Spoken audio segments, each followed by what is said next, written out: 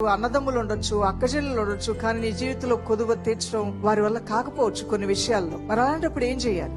దేవుని యొద్దకు వెళ్ళు, ఆయన నీ కొదువులన్నీ తీర్చగల సమర్థుడై ఉన్నాడు. మొదటి సమూయేలు గ్రంథం 1వ అధ్యాయము. ఇక్కడ హన్న ఆవిడ ఏడుస్తూ ఉంది, ఆవిడ దుఃఖంతో ఉన్నది. ఆమెను అవమానపరిచే వాళ్ళు ఎక్కువైపోయారు. ఆమె బాధను తీసివేసే వాళ్ళు ఎవరూ లేరు. ఆమె అవమానాన్ని కొట్టివేసే వాళ్ళు ఎవరూ లేరు. ఎవరూ తీసివేయలేని పరిస్థితి. సంతానం లేని ఆవిడ, నా సమస్యలకి ఎవరూ పరిష్కరించలేరు. అందరూ నా చుట్టూ ఉన్నా ఎవరూ నా యొక్క కొదువుని తీర్చడం వీరి వల్ల కాదు. ఇక్కడ వాక్యంలో మనం చూస్తే హన్నా కూడా అంటారు, నా బాధలు వీళ్ళు ఎవరు తీస్తారు, నా కష్టం వీళ్ళు ఎవరు తీరుస్తారు, ఎవరూ తీర్చలేరు. అందుకని ఏలీ నా ఏలినవాడా, నేను మత్తేమి సేవించలా, నా దేవుని యొక్క సన్నిధిలో బహు దుఃఖాక్రాంతురాలై వచ్చి యెహోవా సన్నిధిని ప్రార్థన చేయించు బహుగా ఏడుస్తున్నా.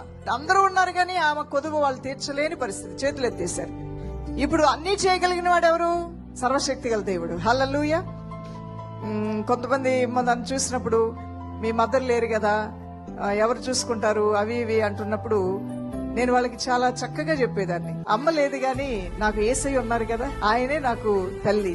అలానే మా నాన్నగారు ఉన్నారు, ఆయన కొన్ని నెరవేర్చగలుగుతారు. నేను అడిగినవన్నీ ఇచ్చేది యేసయ్య. హల్లెలూయా. నేను కావాలని కోరుకున్నవన్నీ నాకు ఇచ్చేది ఎవరు? యేసయ్య. నేను చెయ్యాలనుకున్న సేవ చేయడానికి నాకు మార్గాలు సరళపరిచేది ఎవరు? యేసయ్య. నేను ఒకటి నమ్మేదాన్ని, నాకు ఎవరి దగ్గరికి వెళ్ళి ఏం చెప్పినా అర్థం చేసుకోకుండా వదిలేసేవాళ్ళు కొంతమంది, ఇంతే చెప్తారులే అనుకునే వాళ్ళు కొంతమంది, నేను అడిగినా ఇవ్వలేనటువంటి పరిస్థితి కలిగిన వారు కొంతమంది ఉండొచ్చు. కానీ ఈ దేవుడు నేను అడిగిన వాటికన్నా, ఊహించిన వాటికన్నా, తలంచిన వాటికన్నా గొప్ప కార్యములు చేయవాడు.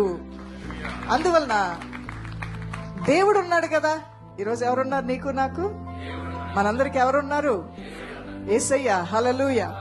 నా దేవుడు నాకున్నాడు కదా అని హన్న దేవాలయంలోకి వెళ్లి ప్రార్థన చేస్తే ఆమె మొర ఆలకించి దేవుడు ఆమె గర్భమును తెరవగా ఆమె బహు సంతానానికి తల్లి దేవుని సన్నిధిలో నాట్యమాడింది. దేవునికి మహిమ కలుగును గాక.